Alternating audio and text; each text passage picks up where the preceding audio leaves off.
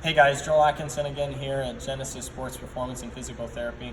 Wanted to talk to you guys about connecting the dots to create good muscle memory and shorten learning curves amongst baseball and softball players. So here at Genesis, we use Blast Motion to kind of help us relay some useful information to our athletes, as well as to provide them with some visual aid to help connect these dots. So huge when working with any athlete in general in connecting these ideas between feeling and what our brain is thinking and trying to learn. So visual aid's huge. I definitely encourage you to use any form of reiteration of the task you're trying to learn, whether it's writing it down, viewing somebody else do it properly, or viewing you do it improperly and properly, to kind of help create this feeling. Because if we can't feel, we're going to have a tough time adjusting, especially on the fly. So if you don't know the difference between right and wrong, it's going to be hard to correct mistakes or to move forward as new mistakes kind of come up.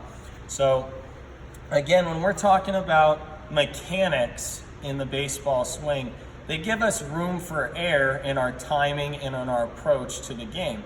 So if we have solid mechanics, we can definitely be late or early in our timing, or maybe have a slightly poorer approach.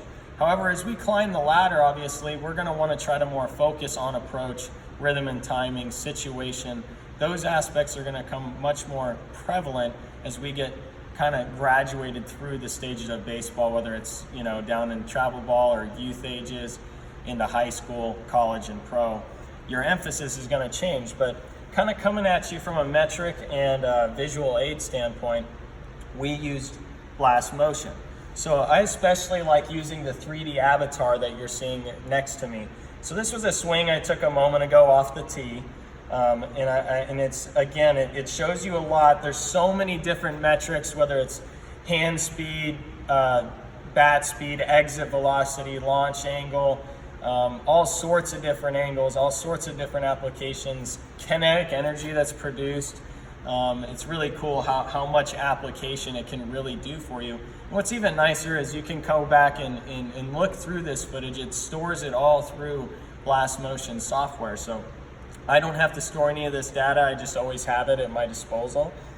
So again, looking at these things, we're able to kind of check out my bat path, which is my favorite part of this whole thing. So we're kind of seeing when the barrel starts to engage and how it goes through the zone. We want to be in the zone and have depth to this hitting area as long as possible.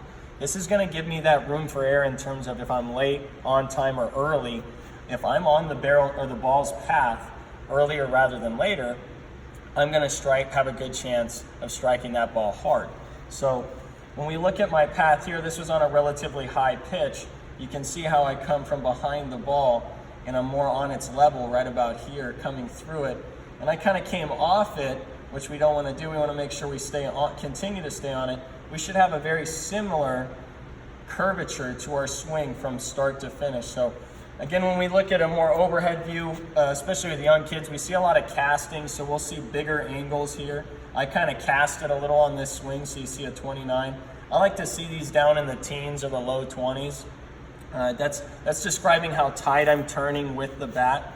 And again, what I like to see with that is the engagement of the barrel coming back down next to the shoulder. So that's what you're seeing with this first black line, when the barrel engages again with the elbow in the slot, and then when we get to contact, because those are the 3 points that I'm always kind of trying to pick up on bat path with these guys in determining their swing depth. So you can, again, manipulate this and see it from all angles.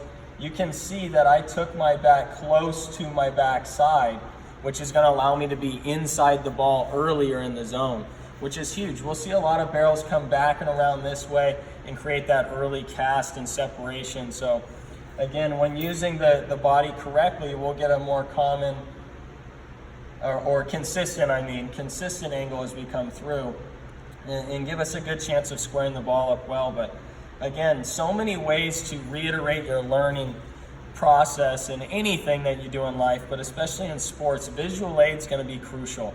So make sure you're implementing some form of visual aid, whether it's taking some simple videos on your phone and then going through them in a slow-mo, or using some of these more simple apps, or getting into something like a Blast Motion. Just make sure you're applying that, because what you're going to find is you're going to shorten your learning curve and you're going to learn new things much quicker, because you're going to identify the difference between right and wrong and the feeling between right and wrong as well, and how to associate that to thought in your head. Because again, that's what we often see with most athletes, is the disconnection between what they think and what they actually feel. So incorporate visual aid to help conquer these aspects, and it will definitely help further your game. All right, thank you again, and I'll talk to you guys soon.